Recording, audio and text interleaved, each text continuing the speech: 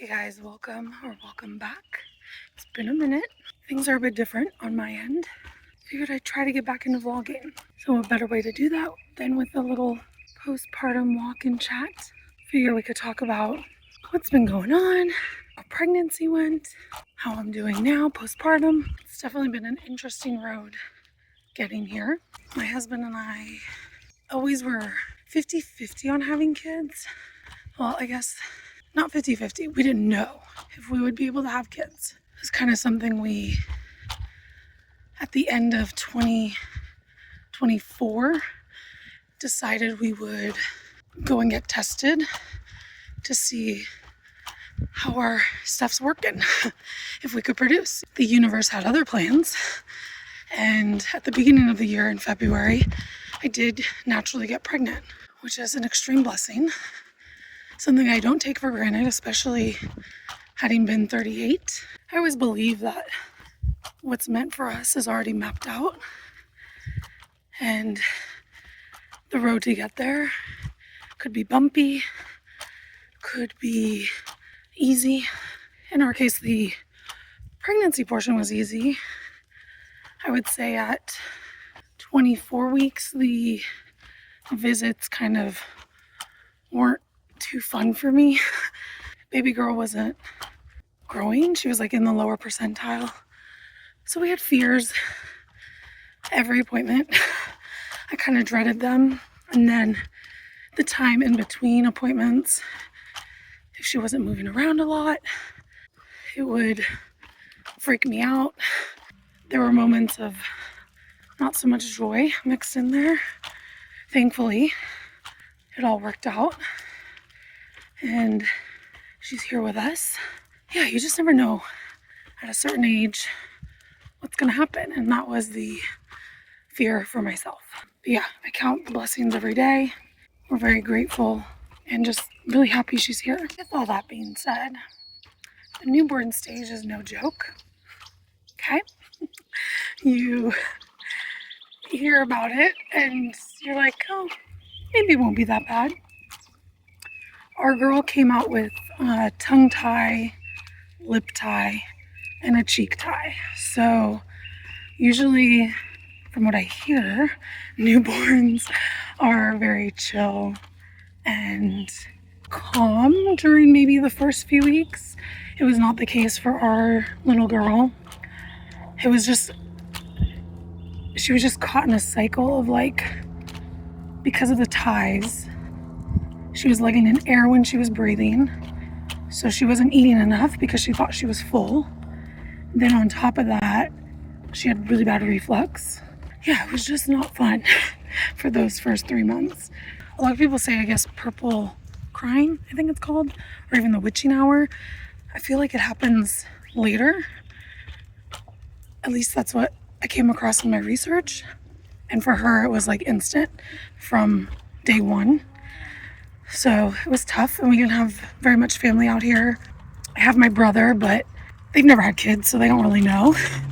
So I would say once we got those ties removed, it was like night and day. She became like a night and day baby, which is wild.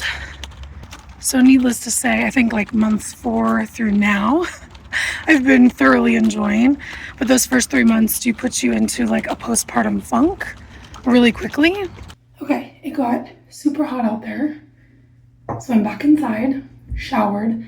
The plan today is to take little girl to story time, but we just switched up her naps a little bit. So I don't know if we're gonna make it today, but I figured I'd get ready. And if we do, we do. But like I was saying on the walk, how she had all those ties. The other thing that caused me to get into like a little postpartum funk was at about 3 weeks, she stopped latching. So that was really tough. You know, I was going through my mind, like, we're not going to be bonded and all these things. Yeah, that was a little tough. And you might be thinking, well, why didn't you get the ties removed sooner? We did wait. Gosh, I think she was out like 2 months, less than 2 months, like a month and a half. And a big part of it was our pediatrician, we wanted to wait and see because During her first visits, she was latching. It seemed like she was eating okay. Obviously, there was all that excess crying, but our pediatrician was like, that's normal, it's newborn phase. It came a point where we're like, this doesn't seem like it's a newborn thing. Like, it really was excessive, the amount of crying she was doing, the little sleep she was getting. It didn't seem normal. After the doctor found out she wasn't latching anymore, and even the way she was drinking the bottle, she could see a lot of air coming in, which was causing that cycle being full, but she wasn't full because it was just air coming in and all that stuff. That's when it was decided, let's get these removed. Then when we went to the specialist, they noticed the cheek one, which we didn't even notice when she pulled it back. I'm like, oh my gosh, I didn't even know you can get a cheek tie. And then the lip tie. Yeah, like I said, once she was done with all that, she was like a new and improved little girl. It was crazy how fast. Obviously, the recovery wasn't great from the ties, just because it's a lot of work to do. I also was like, well, maybe I'll keep trying to pump, but I wasn't producing much milk anyways. I don't know if that was because there was such a break between her not latching and then me not pumping enough. I think essentially, unfortunately, I wasn't able to breastfeed. But honestly, with the amount of things going on with her, I think it would have been an added stress to wake up and pump. We were already not getting hardly any sleep. So yeah, I mean, there were nights where it would take like 3 hours to get her to settle from crying and getting the gas out to go to sleep at night. So it was pretty tough. We tried, like, the warm baths were really helpful, all that stuff. Let me put this on my hair. Okay, I think that's good. I will say postpartum did a number on my skin. My psoriasis flare up. I had psoriasis flare up on my back really bad, which I've never experienced. Obviously the hair loss, but I will say with the hair loss, it almost gave my hair a refresh, and I've been wearing it naturally curly because it's actually curling really well. I did chop off like a good chunk of the dead stuff, so that really helped, not only with the hair loss, but then just giving my hair like a little bit more of a revamp. So I guess that was a slight plus. And finally the psoriasis mellowed out everywhere, which was just weird how it takes over like that. I'm gonna get dressed. I'll be right back. Okay, I think I'll wear this today. I don't know. We'll see. So to get back on postpartum, I would say not until I got my first period, which was in maybe March. That's when I experienced a lot of pre-menstrual symptoms that I've never experienced before, which was deep sadness, blame. Like, if something went wrong, I would think it was my fault. If my daughter didn't smile enough, like, what am I doing wrong? All that stuff went through my brain. Like, those negative thoughts really overpowered anything positive that was occurring. Just that week, I would say like a few days before the period, and then obviously the week of the period. So that was tough to maneuver. It got really bad in April, and then just this past May, it was pretty gnarly to where I ended up going back to my therapist just to talk it out and to work through things that I could do to help myself during, the week prior and then the week of my period. So that's been helpful. I also joined a mom group, a mommy and baby group, which I went to on Friday, which was very therapeutic. And then I signed up for like some toddler classes that are going to be going on. And I can already tell that's going to be helpful for me and her, my daughter, especially because I don't even know if I mentioned it. We ended up deciding that I was going to quit my job. I went back part-time, and my husband and I both work from home, but I could see that my daughter needed us and we didn't really want to put her through daycare just yet. We want to hold off as long as we can. So we're making like little sacrifices to be able to have me stay home with her. And I think that's also what you wrestle with too, right? You're like all these years of working, and then all of a sudden you are in this new life journey. It's like I always have to feel like I'm doing something, when I think the realization is, no, what you're supposed to be doing is this, and not doing all these other things. Even like me picking up the camera to vlog, part of me is like, why are you trying to add stuff on when your focus should be your daughter? So if I do come back vlogging, it'll be when she's napping. I will not be showing her at all.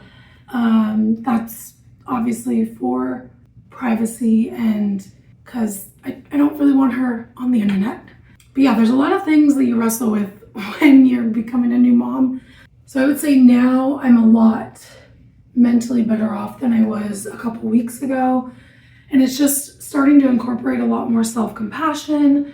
And then I think the only mental thing that still pops in my brain is, with having a baby so late in life, you just hope you're there for a good part of their life. You know, that's something that's always in the back of my mind, is I hope I'm there to see her get married, have kids. When I go, I hope that she's happy in her life, has a good circle, especially if this is our only child.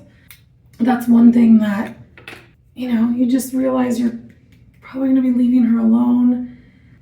Yeah, those are the things that I'm trying to work on mentally currently, is to not think about that stuff, because what it's doing is it's bleeding that negative energy out into the world versus us enjoying this time with her now.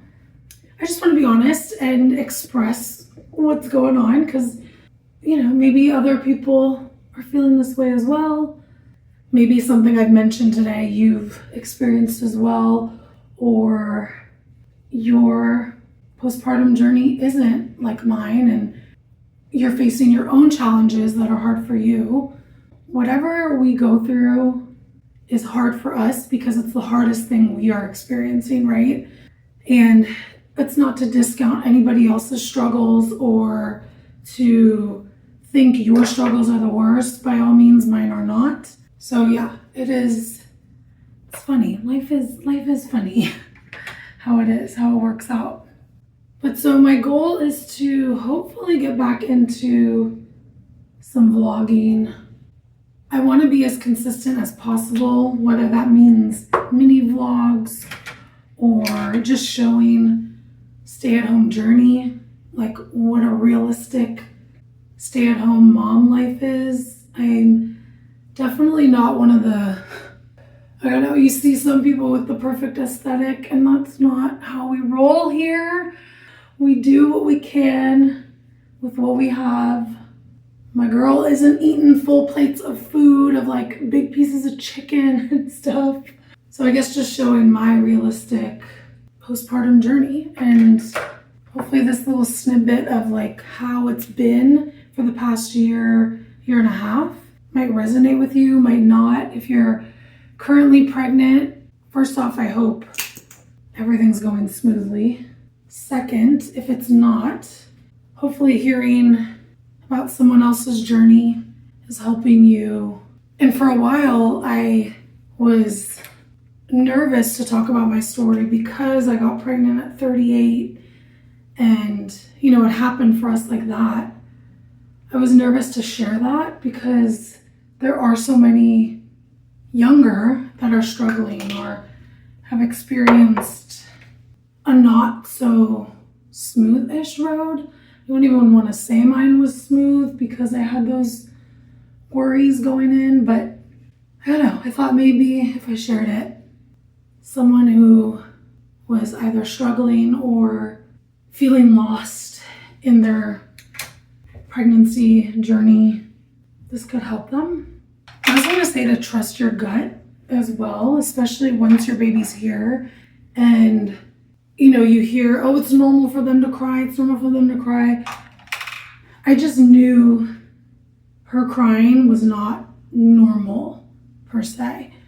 That there was something else going on that we needed to get fixed and looked at. And I'm glad we kept pushing it with the pediatrician.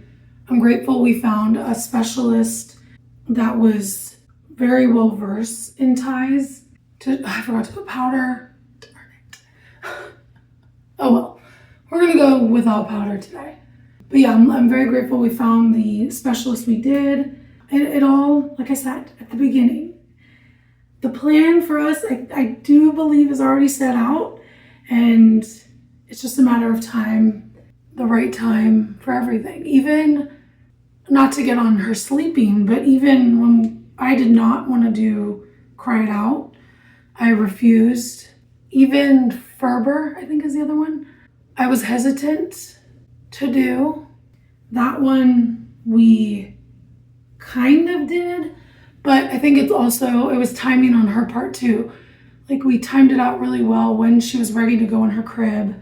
We did a lot of contact napping, and then one day I was just like, well, let me try it, because she's not getting sustainable naps, especially that first nap being held. So one day, honestly, it was when she was able to roll over and stay on her stomach, she got the best sleep.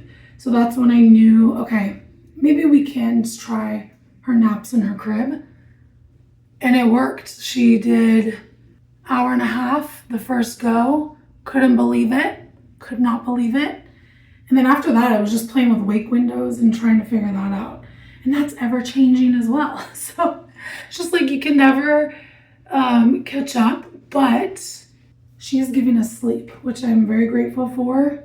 I didn't think it would be possible just with how our journey with her started. But yeah, I'm almost done getting ready. Thanks for getting ready with me, chatting with me. I hope to be back vlogging on a more consistent basis, but I'm also trying not to stress too much about it. We'll see what happens, Thank you guys so much for being here today. I hope you have a great day, a great week, whenever you're watching this. I'll see you on the next one. Bye, guys.